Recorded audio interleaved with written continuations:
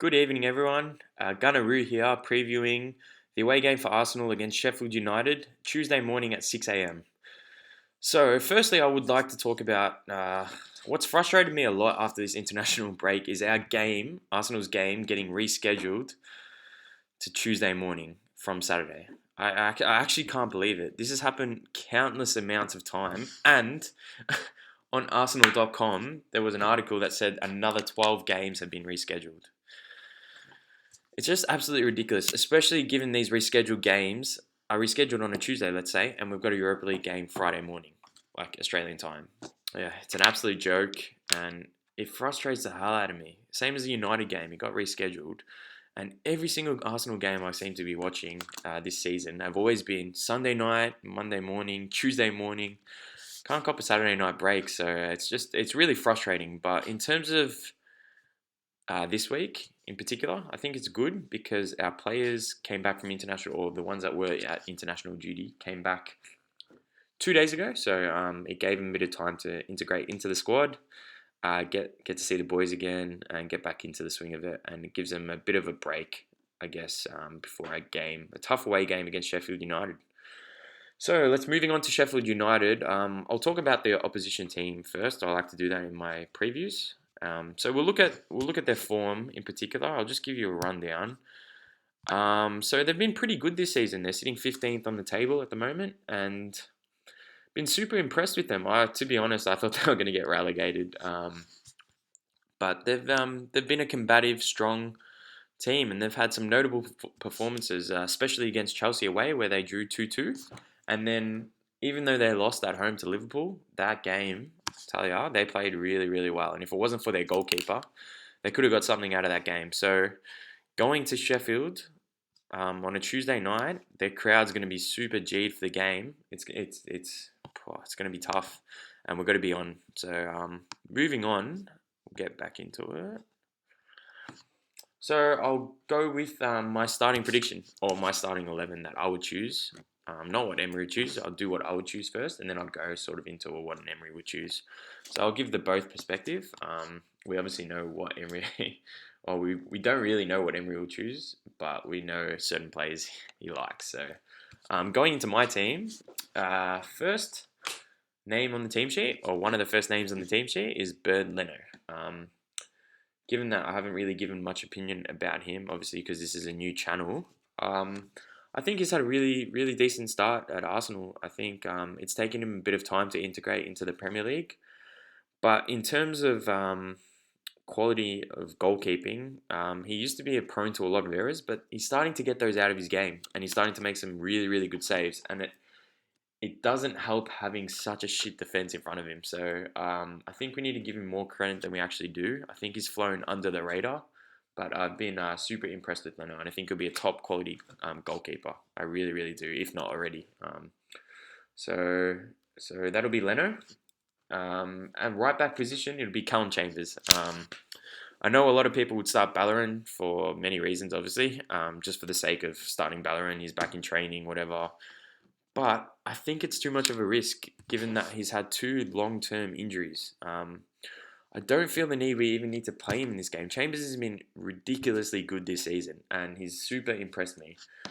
So I wouldn't be too concerned playing Chambers. I'd actually feel more comfortable playing Chambers in a game like this. I know it may sound controversial. I would love to see Hector Bellerin, but if he plays a Europa League game on Thursday and then jumps into one of our home games, I think that's better. I think if we only had Maitland-Niles as a right back, we may need to definitely chuck Bellerin in there because Maitland-Niles is fucking shit. But having Chambers there, I feel secure. You can't get rid of him, and what's it going to do to his confidence? He played really well in Newcastle in the first game of the season, got dropped. So we can't drop him again because he's been actually really good going forward. He's not the prime Unai Emery right back, but he does position himself well defensively, something that we need, especially in away games. And he has that drive forward that he can whip a ball in. He can get involved in some of the goals. So I definitely start Callum Chambers. Moving on to the centre-back pairing. This again might be super controversial. but I would go with the pairing of Socrates and David Luiz for a number of reasons. Let me start with saying that they've been our mainstay pairing most of the season. So first of all, as central defenders, you want to maintain consistency in that. You don't want to be chopping, changing. You want your midfielders and your attackers, and even your right back and left backs. They want to know that they have that consistent pairing in the center of the ground. They understand their qualities, and I think in an away game like this, I understand people would want to bring in Holding. I can see where they're coming from, and I know he's ready and good to go. But there's something about Socrates and Luiz that I saw in that last game against Bournemouth that we were defensively solid. And although Socrates is having a shit season compared to last year, I like the balance between the two. I like the brute strength of Socrates, the way he gets stuck in. I understand sometimes he's not good at leaping, getting headers in set pieces, whatever. But I don't mind the balance with David Luiz's class, his passing ability.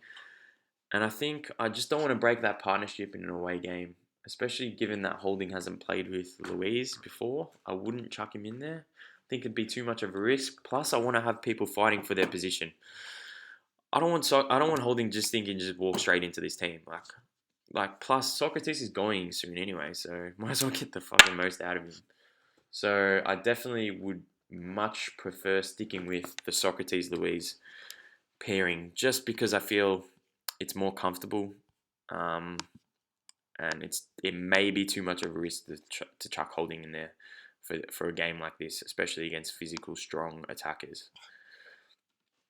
Okay, so moving on to left back position, I would play my boy Tierney. I'm super keen for this kid. Super keen to see this kid play. He's got everything about him. He knows how to whip a ball in. He's got pace. He's got strength. He's got quality. The way he rips the way he goes forward and rips defenders, oh, incredible, absolutely incredible. And he's the next better Andy Robertson. So brought him into my fantasy team. Pick of the round. Will be pick of the season from now onwards, given our good run. So I'm super looking forward to Tierney play, and can't wait for him to be whipping those balls into Aubameyang, giving him some optimal service. Okay, so my formation is 4-3-3, and I will have obviously three central midfielders. Start with Torreira. He'd be that bull in front of the back four. Really, I know he's been out of sorts, hasn't really played a good game in 9 months, but he's been playing out of position, and I'm not going to blame Emery for that. I do, and I don't blame Emery. I understand where he's coming from. He wants to win the ball further up the pitch as that bull, but have you seen him against playing in the internationals for Uruguay? He's an absolute machine. He should be playing. He should be playing in his natural position in front of the back four, and I want him to be pivoting left to right in front of that back four, getting stuck in and getting really stuck in, setting precedence for that physicality in the game. So I'd have Torreira there. Then sort of floating around, maybe left, bit to the right, that sort of engine in midfield would be Guendouzi.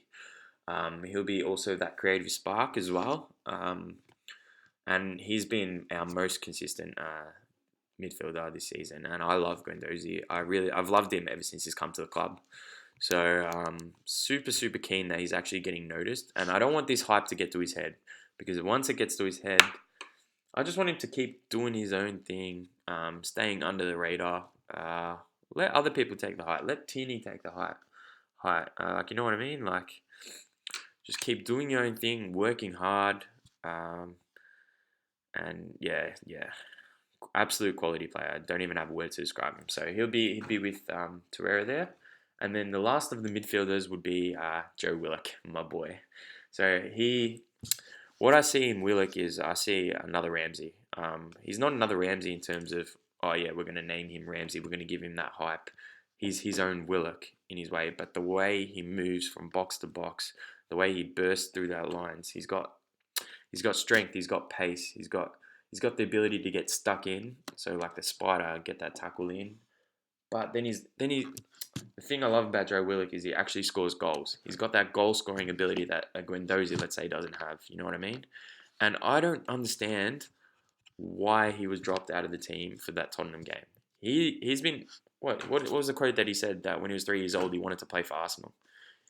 He's got it in his heart to play for Arsenal. He got dropped for that Tottenham game. I just can't believe it. And every single game he's played in Europa League, he's been banging those goals in. He's been killing it, and I just want to see him start because I know he'll run his guts out. Like he'll get stuck in, he'll attack the ball forward. It's the only criticism I have with Joe Willock is he may hold on to the ball too long. There's a few chances last time where he had opportunities to lay it off for an easy certain goal, and he wanted to go through for himself and take the glory. But apart from that, I think that is such a dynamic midfield.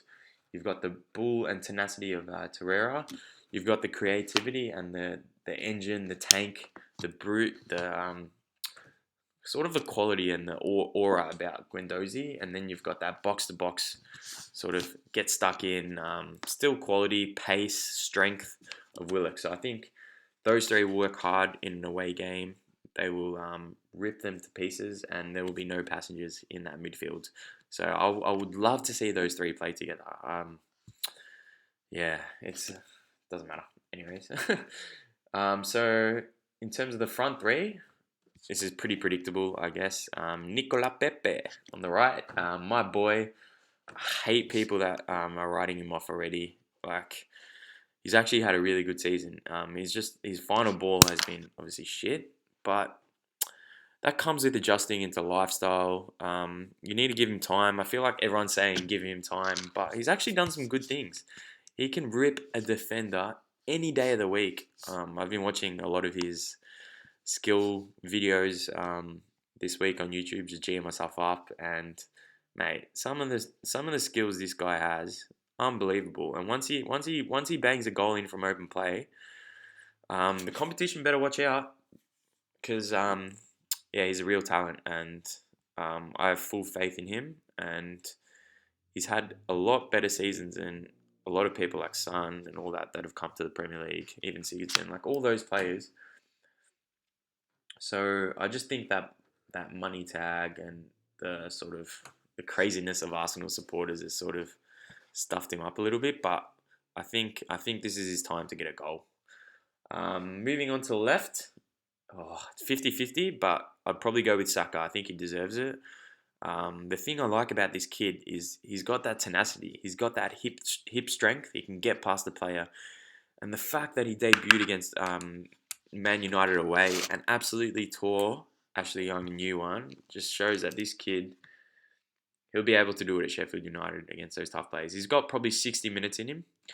He tends to die out after that 60-minute period, but he will run his guts. He will track back a lot of what Pepe won't do in terms of tracking back. So we'll probably need that because for balance, you'd want Saka to track back, and then you've got Pepe who can afford to sit more further forward and sort of hit them on the break. But yeah, the qualities I love about Saka is his center of gravity, strength. He's got that pace. And then finally, as our striker, I will play Obama Bloodclot Yang. Yeah, I definitely have optimal faith in this guy, even especially away from home, as playing as an out and out striker. I think Lacazette too much of a risk in this sort of game to have him starting. We've got that option off the bench, and Emery did use that a lot. Even when Lacazette was fit last year, we would always alternate the two. We would very rarely play the two towards the start of the season because we always had that option coming off the bench, and then one of them will come off the bench and then impact the game. Yeah, incredibly. So I definitely have a Bamiyang on. If it doesn't work and we need some more extra spark, I take Saka off, put a Aubameyang on the left, and then have Lacazette as a striker. So yeah, that's my starting 11. I'd have also Ceballos coming off the bench because I think he has more of an impact away from home coming off the bench. Because he's always G'd, he knows how to motivate, and if we need him, we need him. But I'd really like to save him for some of the home games. I think he better performs in those. Not selling him out at all. I think that I think he'll play. I think Unai Emery will play him. But in terms of what I want a more dynamic midfield. I think potentially even I could swap a Torreira for a Ceballos. But the issue I have with having Ceballos, Guendouzi, and Willock is it's too attacking. I feel it's a little bit too attacking, so it's unbalanced. I'd rather have the Torreira, Guendouzi, and Willock, and then have the Ceballos coming off the bench. So yeah, that's my starting 11. In terms of what Emery will do, that is a completely different story. And he'd have Leno in goal. He'd probably play Chambers, so David Luiz, Socrates as a centre back. So same as mine. Left back, I reckon he'll play Tini. He said it in his press conference that he's ready, good to go. So that's the same defence as what I would play. In midfield, he'd have Xhaka. He'd have Xhaka, Guendouzi, and Ceballos. I think that's a midfield he will play. What I'd like to see him play is that Xhaka, Guendouzi, and maybe even Willock, like at the start of the season against Newcastle. I think that worked really, really well when we got that clean sheet. But yeah, he'll play the Xhaka. Obviously, he loves Xhaka. Probably has a contract, a clause in his contract that says he has to play. Guendouzi, and then obviously Ceballos, and then he'll play the same front three: Pepe, Aubameyang, and Saka. But if Martinelli plays, I wouldn't be disappointed, to be fair. I just think Saka deserves it a bit more for the time being. I think Martinelli started integrating more into those home games. But we've still got that option off the bench. And in terms of predictions for the match, I'm going for a 2-0 win to Arsenal. So I'm pretty confident that if we start on the front foot, we've been pressing recently in more games. So if we get that press going, get that early goal, and then sort of grind out the game and then maybe get a late one from a few of our subs, I think we'll take the 3 points and we'll move back to third in the ladder. Thanks for watching my video. I'll see you for a raw reaction after the game. Up the Gunners!